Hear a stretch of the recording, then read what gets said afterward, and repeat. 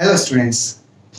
आज का हमारा टॉपिक है chemical reaction and catalyst. RBSC का ये केमिस्ट्री का टॉपिक है। इस टॉपिक में हम जितनी भी तरह की केमिकल रिएक्शंस होती हैं उनकी बात करेंगे और उनके एग्जाम्पल्स को समझेंगे। तो बने रहिए मेरे साथ। चलिए स्टार्ट करते हैं पहला टॉपिक कि केमिकल रिएक्शन होती क्या है। जब भी किसी रिएक्टेंट में कोई ऐसा बदलाव होता हो जिनसे कि एक नया सब्सटेंस बनता हो जिसकी प्रॉपर्टी अपने रिएक्टेंट से डिफरेंट हो, तो हम ऐसे सभी चेंजेस को केमिकल रिएक्शंस कहते हैं। The chemical reaction is a process in which new substance with new properties are form. यहाँ पे आपको दो बातें ध्यान रखनी है। पहला, न्यू सब्सटेंस आर फॉर्म। दूसरा, विथ न्यू प्रॉपर्टीज। आइए इसको हम एक एग्जांपल से समझते हैं। मेरे पास मैग्नीशियम का एक रिबन है। मैग्नीशियम के रिबन को जब ऑक्सीजन की प्रेजेंस में जलाया जाता है तो बनता है मैग्नीशियम ऑक्साइड। ये मैग्नीशियम ऑक्साइड प्रॉपर्टी में मैग्नीशियम मेटल से एकदम अलग होता है।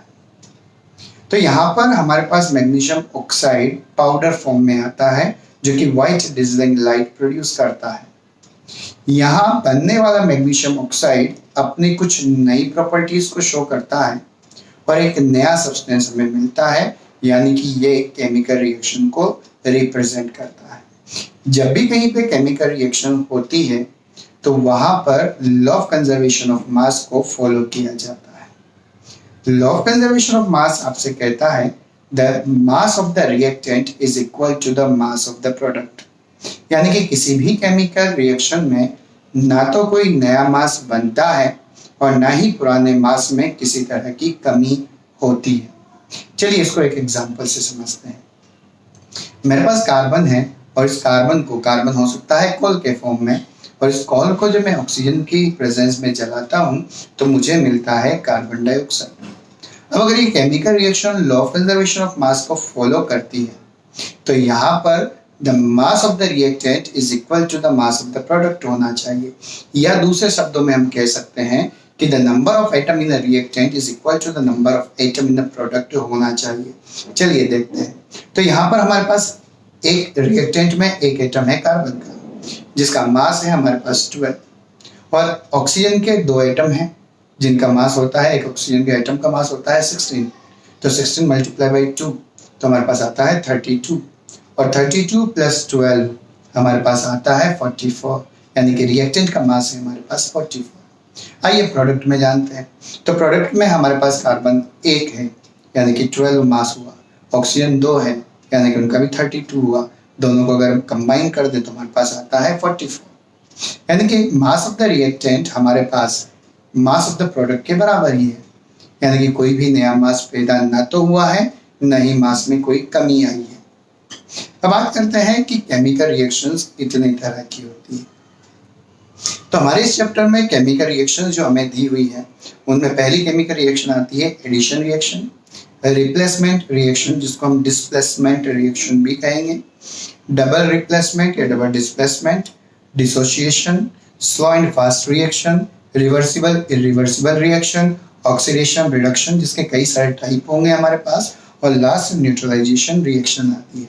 आइए हम इन सभी रिएक्शंस पर वन बाय वन चलते हैं। तो सबसे पहले आता है एडिशन रिएक्शन। एडिशन रिएक्शन, जब भी दो या दो से ज्यादा सब्सटेंस आपस में जुड़ते हैं और एक सिंगल न्यू सब्सटेंस बनता है तो इन सभी तरह की केमिकल रिएक्शंस को एडिशन रिएक्शन कहा जाता है।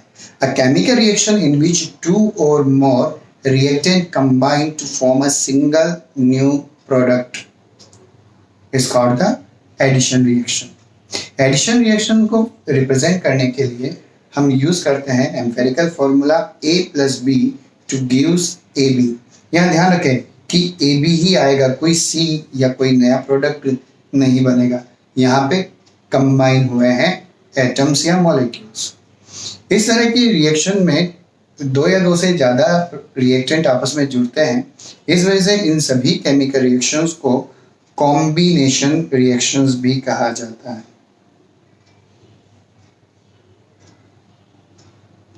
इसी तरह से अगर मैं कहूँ यहाँ पे a new single substance is form, और इस वजह से इनको सिंथेसिस रिएक्शंस भी कहा जाता है। तो आप एडिशन रिएक्शन कह दें, आप कॉम्बिनेशन रिएक्शन कह दें, आप सिंथेसिस रिएक्शन कह दें, सभी रिएक्शन एक जैसी ही है। चलिए अब यहाँ पे बात करते हैं कुछ एग्जाम्पल्स की कि एडिशन रिएक्शन के हमारे एग्जाम्पल कौन कौन से हैं।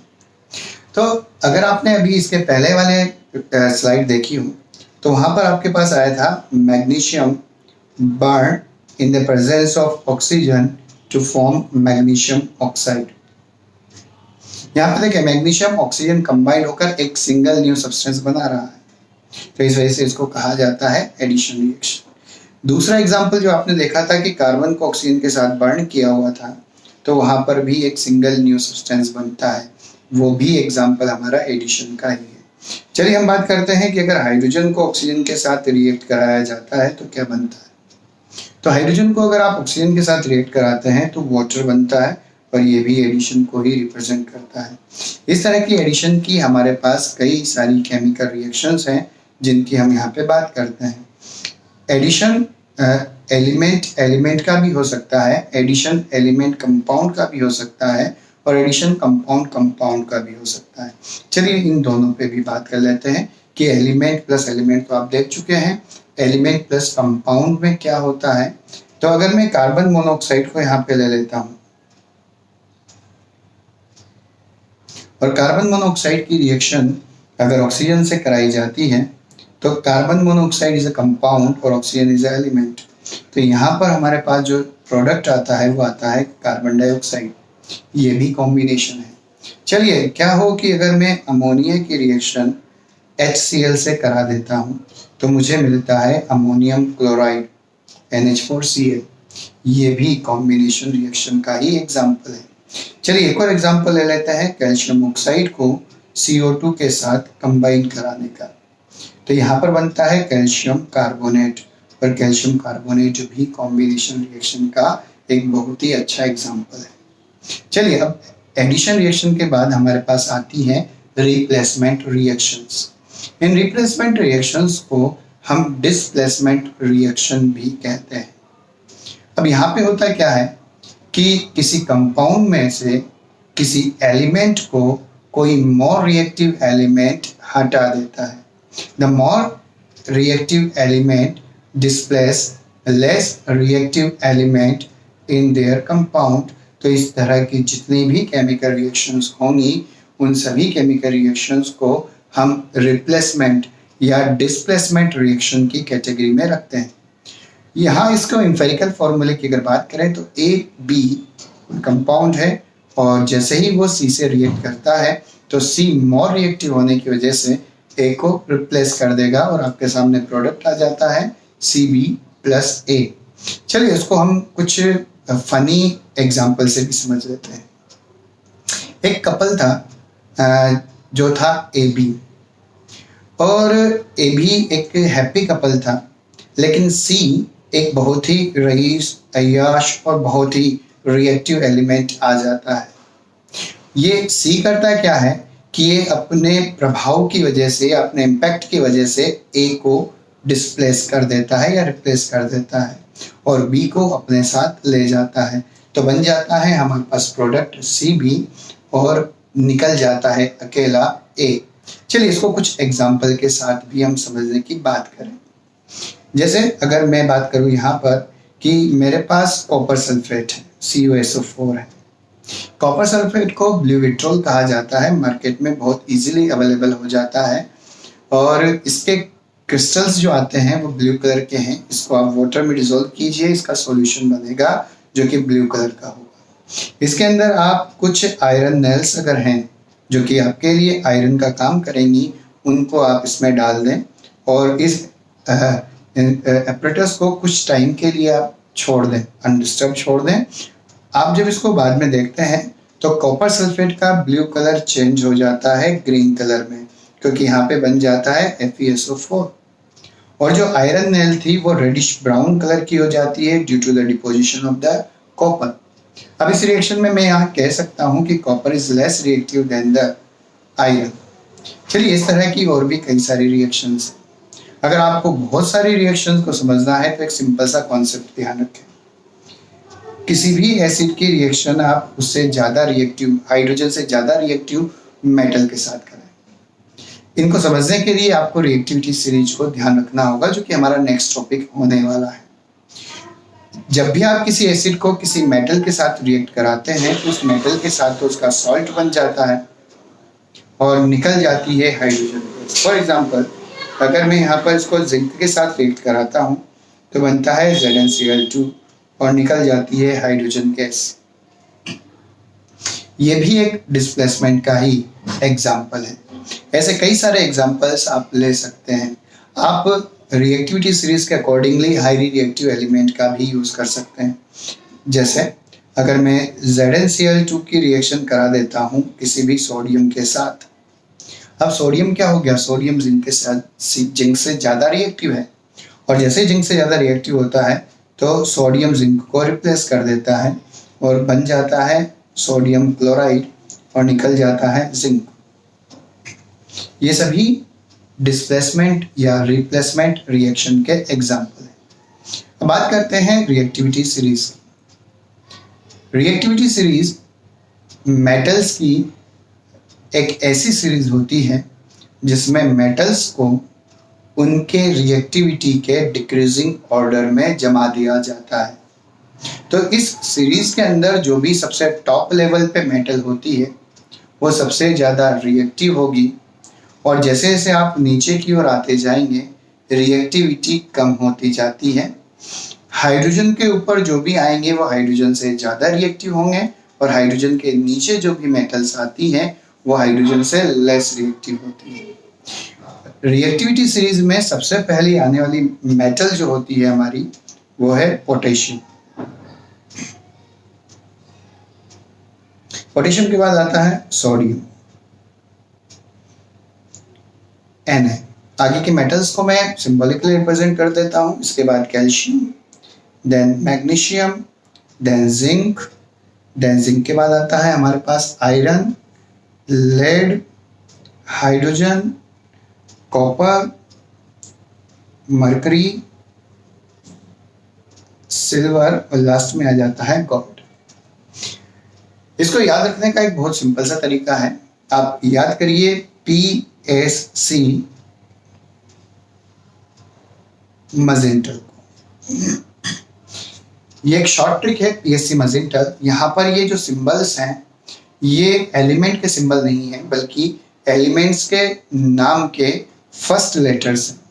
जैसे PSC और एक वर्ड बनता है आपका मजेंटल। ये सभी हाइड्रोजन से ज़्यादा रिएक्टिव है यानी कि हाइड्रोजन के ऊपर आती है। यहाँ पर P potassium, S sodium, C calcium, M magnesium, A aluminium, Z zinc, I iron, N निकल, T टीन, L लीड और H हाइड्रोजन होता है। चलिए, इसके नीचे हाइड्रोजन के नीचे कौन कौन सी मेटल्स आएंगी उनको भी समझ लें। तो हाइड्रोजन के नीचे मेटल्स जो आती है उनको आप महंगाई के हिसाब से जमा लें। महंगाई के हिसाब से जैसे अगर मैं कहूँ कि आपके पास कॉपर है, आपके पास सिल्वर है, आपके पास गोल्ड है, तो सबसे सस्ती है आपकी कॉपर। कॉपर के बाद आता है आपके पास सिल्वर और सिल्वर के बाद आता है आपके पास गोल्ड। और इस तरीके से आप इस रिएक्टिविटी सीरीज को याद कर सकते हैं। अब इस रिएक्टिविटी सीरीज का यूज करके आप कई सारी केमिकल इक्वेशंस बना सकते हैं सिंगल डिस्प्लेसमेंट की, जो कि आपके लिए चुटकियों का काम होगा। चलिए अब आगे बढ़ते हैं हम। तो हमारे पास आता है डबल डिस्प्लेसमेंट या डबल रिप्लेसमेंट रिएक्शन। पहले वाली रिएक्शन में तो आपने देखा था कि रिएक्शन में डिस्प्लेसमेंट का डायरेक्शन सिर्फ एक तरफ था कि एलिमेंट जो होता है more reactive element less reactive element को कंपाउंड में से हटा देता है। लेकिन डबल डिस्प्लेसमेंट रिएक्शन में आयंस का एक्सचेंज दोनों डायरेक्शंस में होता है। In these reactions, atom or molecules of both the reactant replace each other and new compound are formed. इस रिएक्शन को हम इस डायग्राम से, ये जो इमेज है आपके सामने, से काफ़ी आसानी से समझ सकते हैं। यहाँ पर AB एक रिएक्टेंट है और CD भी एक रिएक्टेंट है। अब यहाँ पर हुआ ये कि C ने A को रिप्लेस कर दिया और A को रिप्लेस करके नया कंपाउंड बना लिया CB।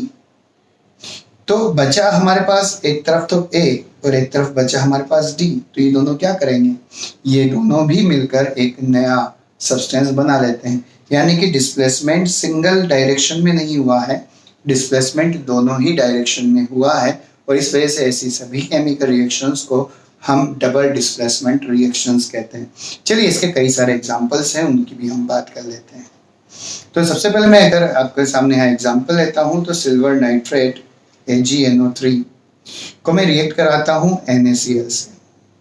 तो AgNO3 को NaCl से जब रिएक्ट कराया जाता है तो यहाँ पर डबल डिस्प्लेसमेंट होता है। सोडियम Ag को हटा देगा और Ag जो है वो Cl के साथ चला जाएगा। तो यहाँ पर बन जाता है NaNO3 और एक प्रोडक्ट बन जाता है आपके पास AgCl। यहाँ दोनों ही डायरेक्शन में डिस्प्लेसमेंट हुआ है, इस वजह से इस रिएक्शन को डबल रिप्लेसमेंट रिएक्शन या डबल डिस्प्लेसमेंट रिएक्शन कहा जाता है।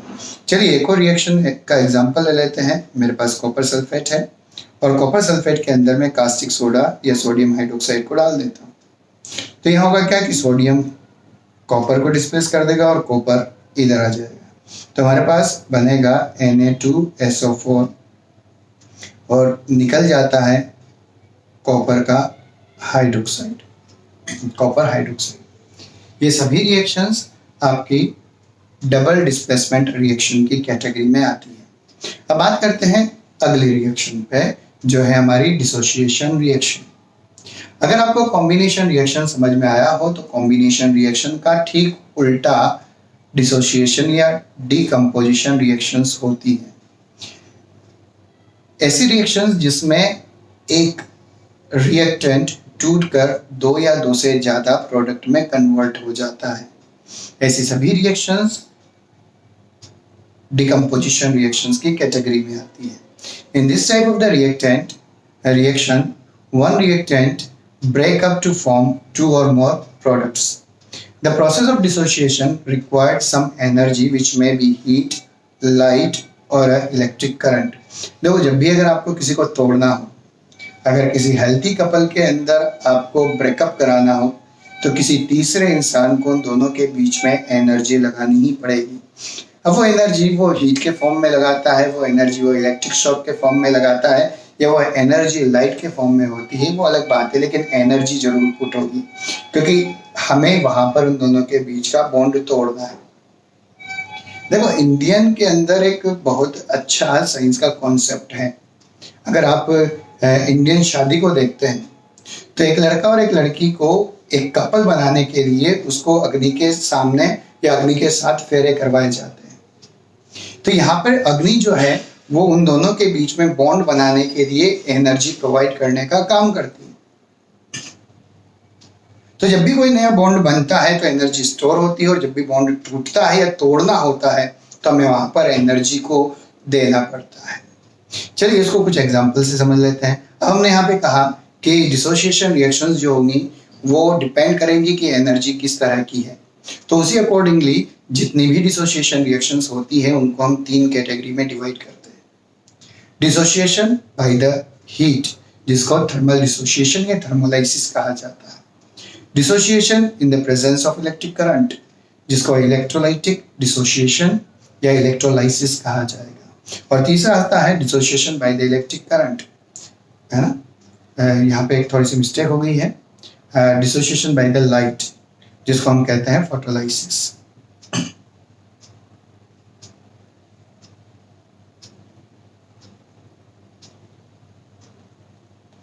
फोटोलाइसिस, चलिए वन बाय वन इनकी बात करते हैं। तो थर्मल डिसोसिएशन, जब भी डिसोसिएशन हीट की प्रेजेंस में होता है तो इस तरह के डिसोसिएशन को थर्मल डिसोसिएशन कहा जाता है। The process of dissociation is carried out with the help of the heat energy is called the thermal dissociation. अब थर्मल डिसोसिएशन का एग्जांपल आप समझ लें। आपने लाइम स्टोन के बारे में सुना होगा, कहा जाता है कैल्शियम कार्बोनेट, और इस कैल्शियम कार्बोनेट को जब गर्म किया जाता है तो यहाँ पे बनता है कैल्शियम ऑक्साइड और निकल जाता है कार्बन डाइऑक्साइड। ये रिएक्शन डिसोसिएशन रिएक्शन में है और यहाँ पर हमने हीट दी है, दैट्स वाई इसको कहा जाता है थर्मल डिसोसिएशन। बात करते हैं electrolysis. The process of dissociation is carried out with the help of the electric current. तो इस तरह की जितनी भी रिएक्शंस होती हैं उनको कहा जाता है इलेक्ट्रोलाइटिक डिसोसिएशन। इलेक्ट्रोलाइटिक डिसोसिएशन के कुछ एग्जांपल्स हैं, उनकी हम यहाँ पे बात करते हैं। इसमें हमारे पास सबसे बेस्ट एग्जांपल आता है कि आप वाटर का इलेक्ट्रोलाइसिस कराएं।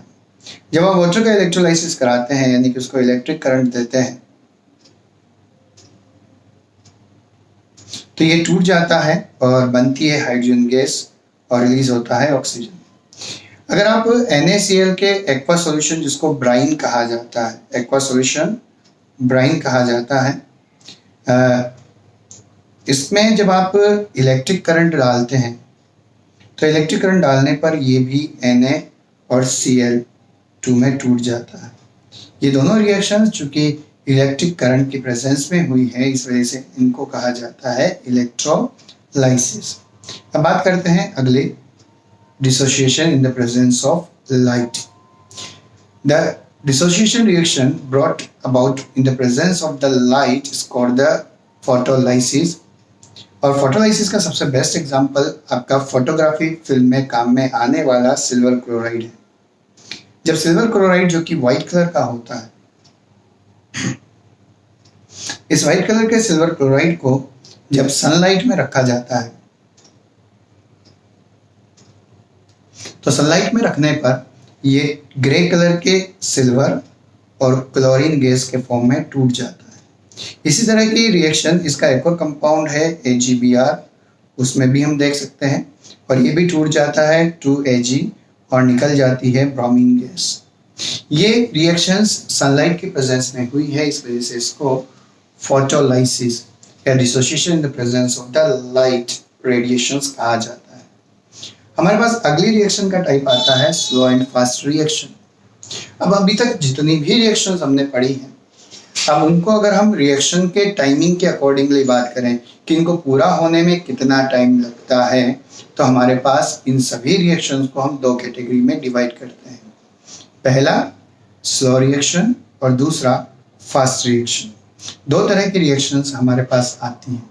चलिए सबसे पहले बात करते हैं slow reaction. All the chemical reactions which take hour, day, month or a year to completion are called the slow reaction। यानी कि वो सभी रिएक्शन जिनको पूरा होने में बहुत लंबा टाइम, कुछ हावर से लेकर कुछ डे, कुछ मंथ या ईयर तक लग जाते हैं, ऐसी सभी रिएक्शंस आपकी स्लो रिएक्शन की कैटेगरी में आती है। स्लो रिएक्शन का सबसे बेस्ट एग्जांपल आपके घर के आसपास आप देख सकते हैं। अगर आपके पास घर में कोई आयरन आर्टिकल है और वो ओपन स्पेस में रखा हुआ है जहाँ पर एयर है, जहाँ पर मॉइस्चर है, तो आप पाएंगे कि धीरे धीरे उसकी सरफेस पर रेडिश कलर की लेयर जमना शुरू हो जाती है, जो कि रस्ट फॉर्मेशन है। इसको बनने में बहुत लंबा टाइम लगता है। ये डिपेंड करेगा मॉइस्चर के ऊपर, ये डिपेंड करेगा ऑक्सीजन के ऊपर, ये डिपेंड करेगा सनलाइट के ऊपर। यहाँ पर इस रिएक्शन में अगर हम बात करें स्लो रिएक्शन की, तो स्लो रिएक्शन में होता क्या है कि आयरन Fe रिएक्ट करता है ऑक्सीजन के साथ इन द प्रेजेंस ऑफ वाटर, और ये रिएक्शन जब होती है तो बनता है Fe2O3 प्लस XH2O, और इसको कहा जाता है रस्ट। और rusting is a example of slow reaction. चलो इसी तरह की कई और दूसरी रिएक्शंस भी है जिनकी हम बात करें। इन नेचर में हाइड्रोजन और ऑक्सीजन को रिएक्ट करके वाटर बनता होगा, लेकिन ये रिएक्शन जो होती है बहुत ही स्लो लेवल की होती है। इसी तरह की अगर हम बात करें कि कैन शुगर, जिसको कहा जाता है O11, और इसकी रिएक्शन जब वाटर की प्रेजेंस में इसको तोड़ा जाता है तो इससे बनता है C6H12O6, जो कि एक तो बनेगा ग्लूकोज और एक मॉलिक्यूल बनता है ये का यही फ्रक्टोज का। और ये रिएक्शन भी जो है इसको होने में बहुत लंबा टाइम लगता है, इस वजह से इसको भी स्लो रिएक्शन की कैटेगरी में रखा जाता है। अब बात करते हैं फास्ट रिएक्शन। स्लो रिएक्शन की ठीक अपोजिट रिएक्शंस होती है हमारी फास्ट रिएक्शन। ऐसी सभी केमिकल रिएक्शन जो कि बहुत क्विकली हो जाती है, वो सभी रिएक्शंस फास्ट रिएक्शन कहलाती है। इस फास्ट रिएक्शन का सबसे बेस्ट एग्जांपल है आप एसिड की बेस के साथ रिएक्ट कराएं। जैसे अगर मैं यहाँ पर ले लेता हूँ NaOH जो कि बेस है और इसकी रिएक्शन करा देता हूँ HCl से, तो यहाँ पर मेरे पास जो प्रोडक्ट आता है वो आता है NaCl और निकल जाता है H2। ये एक बहुत ही फास्ट रिएक्शन है क्योंकि इसको पूरा होने में 10⁻⁻10 सेकेंड लगता है। इस वजह से इसको बहुत ज़्यादा फास्ट रिएक्शन होने की वजह से इसको कैटेगराइज किया जाता है फास्ट रिएक्शन में। मैंने एक रिएक्शन आपको पहले भी बताई थी AgNO3 प्लस NaCl। देखिए दोनों रिएक्शन जो मैंने लिखी हैं ये आपका फास्ट रिएक्शन का भी एग्जाम्पल है और ये आपके डबल डिस्प्लेसमेंट के भी एग्जाम्पल है। तो यहाँ पे बनता है AgCl और निकल जाता है NaNO3। ये दोनों ही रिएक्शंस फास्ट रिएक्शंस को रिप्रेजेंट करती हैं। चलिए बात करते हैं रिवर्सिबल और इरिवर्सिबल रिएक्शंस। रिवर्सिबल और इरिवर्सिबल रिएक्शंस, इनको हम बांटते हैं कि जितनी भी केमिकल रिएक्शंस हैं उनके कंप्लीशन होने का डायरेक्शन क्या है। उस डायरेक्शन के अकॉर्डिंगली हम यहाँ पर दो तरह की केमिकल रिएक्शंस को लेते हैं। पहला इरिवर्सिबल रिएक्शन और दूसरा आता है हमारे पास रिवर्सिबल रिएक्शन। चलिए पहले बात करते हैं इरिवर्सिबल रिएक्शन। ऐसी सभी केमिकल रिएक्शन जो कि एक सिंगल डायरेक्शन में चलती है, यानी कि रिएक्टेंट से प्रोडक्ट तो बनता हो लेकिन प्रोडक्ट से रिएक्टेंट नहीं बनता हो, तो ये सभी केमिकल रिएक्शंस इरिवर्सिबल रिएक्शंस की कैटेगरी में आती है।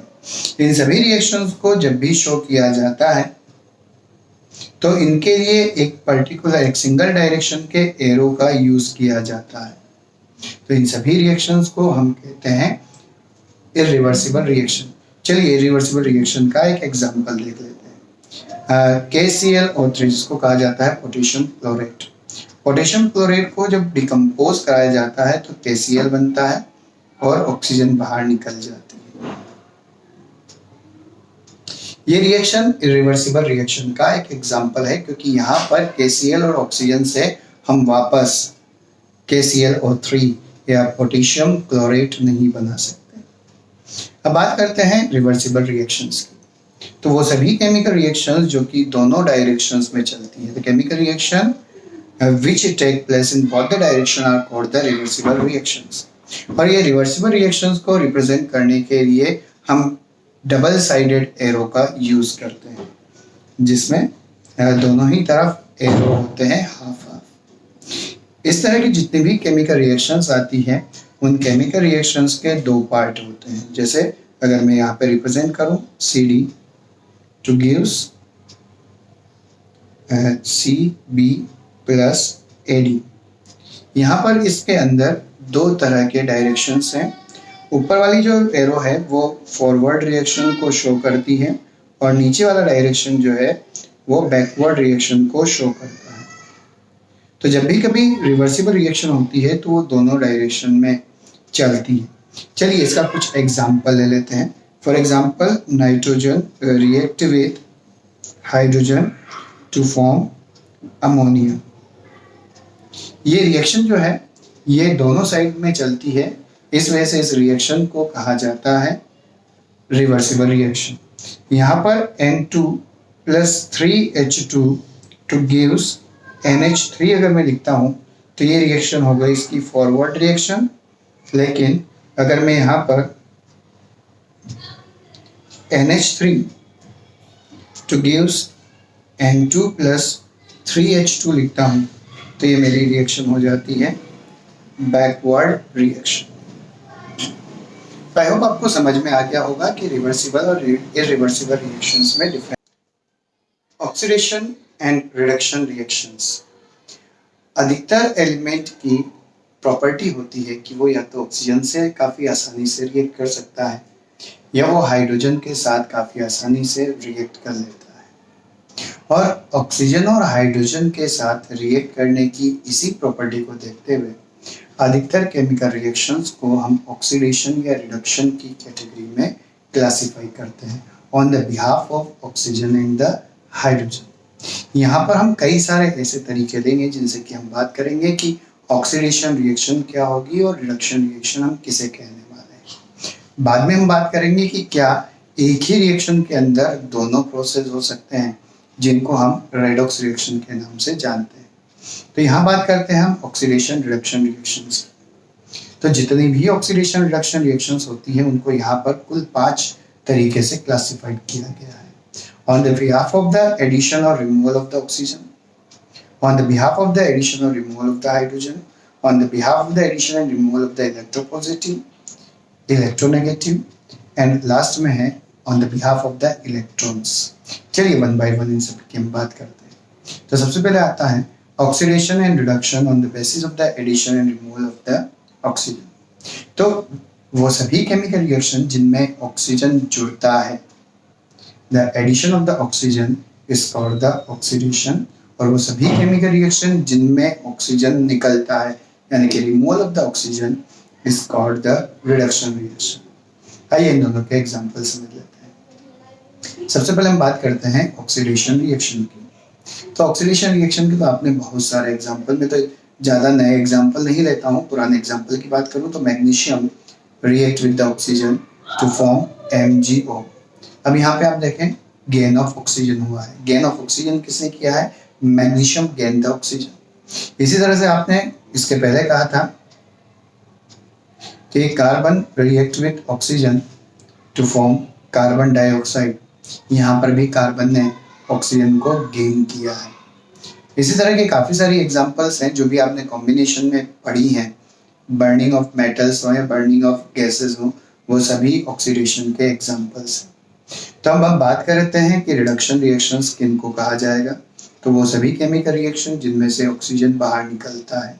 फॉर एग्जांपल अगर मैं मैग्नीशियम ऑक्साइड को रिएक्ट कराता हूँ तो ये डिकम्पोज होकर, डिसोशिएट होकर मैग्नीशियम बना देगा और ऑक्सीजन निकल जाएगा। तो magnesium oxide is reduced to the magnesium metal.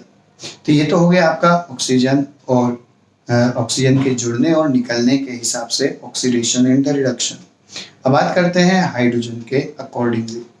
किसी रिएक्शन में अगर हाइड्रोजन रिमूव होता है, रिमूवल ऑफ हाइड्रोजन, तो उसको कहा जाता है ऑक्सीडेशन, और अगर गेन होता है या एडिशन होता है तो उसको कहा जाता है रिडक्शन रिएक्शन। आइए इसके भी कुछ एग्जांपल देख लेते हैं। For example H2S plus O2 to gives 2H2O plus 2S। यहाँ पर H2S जो है गैस, वो ऑक्सीडाइज हो गई है। किसमें? वो ऑक्सीडाइज हो गई है सल्फर में। यानी कि यहाँ पर इसने क्या किया है? इसने हाइड्रोजन को लॉस किया है। इसी तरह से HBr रिएक्ट विद Cl2, तो यहाँ पे बनेगा क्या? HCl और निकलेगा क्या? Br। तो यहाँ पर HBr का भी क्या हो गया? HBr का भी ऑक्सीडाइज्ड हो गया और निकल गई है ब्रोमीन। इसके बाद अगर हम बात करें यहाँ पर रिडक्शन की, तो रिडक्शन में हमने कहा था कि गेन ऑफ हाइड्रोजन। चलिए हम बात करें कि अगर मैं H2 को Cl2 के साथ रिएक्ट कराता हूँ तो क्लोरीन रिड्यूस्ड हो गई क्योंकि इसने हाइड्रोजन को गेन कर लिया है और बन जाता है हमारे पास HCl। इसी तरह से अगर हाइड्रोजन की रिएक्शन आयोडीन के साथ कराई जाती है तो आयोडीन भी रिड्यूस्ड हो जाता है और बन जाता है हाइड्रोजन आयोडाइड। यही रिएक्शन आपको वेजिटेबल ऑयल से वेजिटेबल घी बनाने में काम में आती है। वहाँ पर आप CH2 double bond CH2 ethene की रिएक्शन कराते हैं H2 के साथ, और H2 के साथ रिएक्ट कराते हैं तो यहाँ पे कैटलिस्ट की जरूरत पड़ती है, निकल। कैटलिस्ट क्या होते हैं इसको हम आगे के टॉपिक में करने वाले हैं। और यहाँ पर बन जाता है CH3 जिसको हम कहते हैं इथेन। ये हो गया on the behalf of the addition and the removal of the hydrogen. अब बात करते हैं on the behalf of the electropositive element. तो सबसे पहले ऑक्सीडेशन की बात करते हैं। तो removal of electropositive element is called the oxidation. तो addition of the electropositive element उसको कहा जाता है रिडक्शन रिएक्शन। चलिए इसके एग्जाम्पल की बात करते हैं। KI को अगर क्लोरीन के साथ रिएक्ट कराया जाता है तो बनता है 2KCl प्लस I2। यहाँ पर पोटेशियम आयोडाइड में आयोडीन जो है वो मोर इलेक्ट्रोपॉजिटिव है, ये मोर इलेक्ट्रोपॉजिटिव है किससे, than the chlorine, therefore potassium iodide is oxide to the iodine. इसी तरह से H2S को जब Cl2 से रिएक्ट कराया जाता है तो बनता है HCl प्लस S। ये तो हो गई बात हमारी ऑक्सीडेशन रिएक्शन की। अब बात करते हैं रिडक्शन की। तो एडिशन ऑफ इलेक्ट्रोपॉजिटिव एलिमेंट का जुड़ जाना। फॉर एग्जांपल Cl2 को रिएक्ट करा दो आप Na से, तो chlorine is reduced to the, chlorine reduced हो गई किसके साथ, NaCl में, है ना, क्योंकि इसने क्लोरीन को गेन कर लिया है। तो ये तो बात थी हमारी on the behalf of the electropositive element. अब बात करते हैं on the behalf of the electronegative element. तो oxidation addition of electronegative element को कहा जाता है और reduction removal of the electronegative element के लिए कहा जाता है। चलिए यहाँ पर भी इनके कुछ एग्जांपल्स हैं। जैसे मैग्नीशियम को अगर रिएक्ट कराया जाता है क्लोरीन के साथ तो ये बनता है MgCl2। यहाँ पर इलेक्ट्रोनेगेटिव एलिमेंट है Cl2 is added to the magnesium which is an electropositive element और इससे बन जाता है MgCl2 जिसका हो गया है यहाँ पर ऑक्सीडेशन। यहाँ पे सेकेंड अगर रिडक्शन की मैं बात करता हूँ तो रिडक्शन के लिए कहा जाता है रिमूवल ऑफ इलेक्ट्रोनेगेटिव एलिमेंट। आइए इसकी भी हम बात कर लें। तो यहाँ पर मेरे पास है FeCl2 और इसकी रिएक्शन कराता हूँ मैं हाइड्रोजन के साथ तो बनता है FeCl2 और एक बनता है HCl। अब यहाँ पे क्लोरीन मोर इलेक्ट्रोनेगेटिव है, वो रिमूव होती है FeCl3 से और बन जाता है FeCl2, therefore it is reduction of the FeCl3। ये बात हो गई हमारी on the behalf of the electronegative element।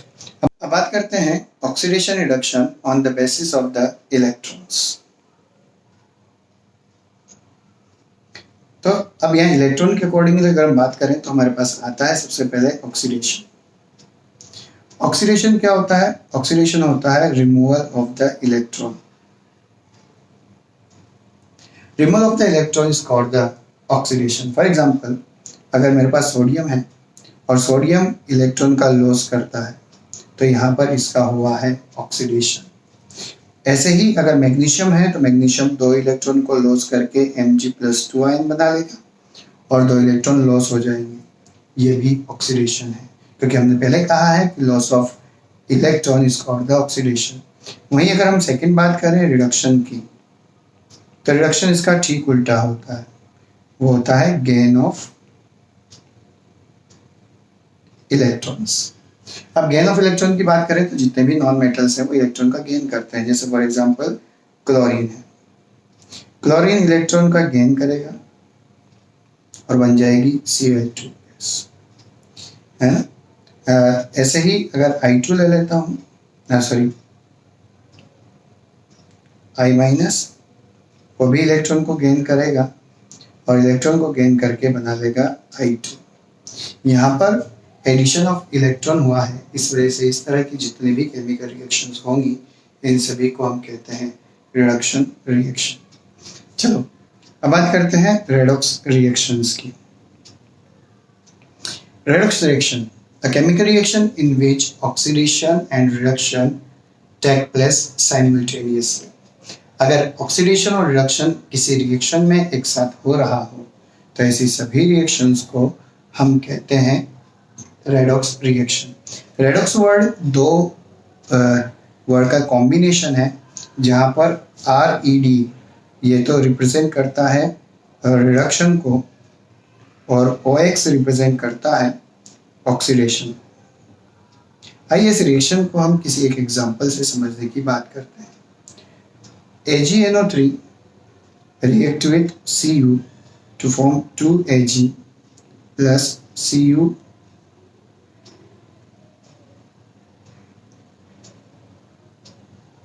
Plus CuNO3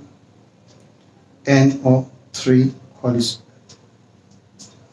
जब सिल्वर नाइट्रेट को कॉपर के साथ रिएक्ट कराया जाता है तो सिल्वर अलग हो जाती है, कॉपर नाइट्रेट अलग हो जाता है।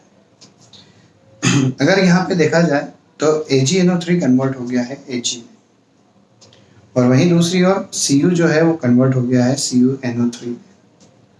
अब यहाँ पर अगर आप देखते हैं तो काफ़ी आसानी से आप यहाँ समझ पाएंगे कि इस रिएक्शन में से AgNO3 two gives the Ag, तो यहाँ पर हुआ है लॉस ऑफ ऑक्सीजन, और जहाँ पे भी आपको दिखता हो कि लॉस ऑफ ऑक्सीजन हुआ है ना, तो वहाँ पर लॉस ऑफ ऑक्सीजन कहलाता है आपका रिडक्शन, और जहाँ पर भी गेन हुआ होगा वो कहलाएगा आपका ऑक्सीडेशन। चलिए इसको हम एक और रिएक्शन से समझ के देखते हैं।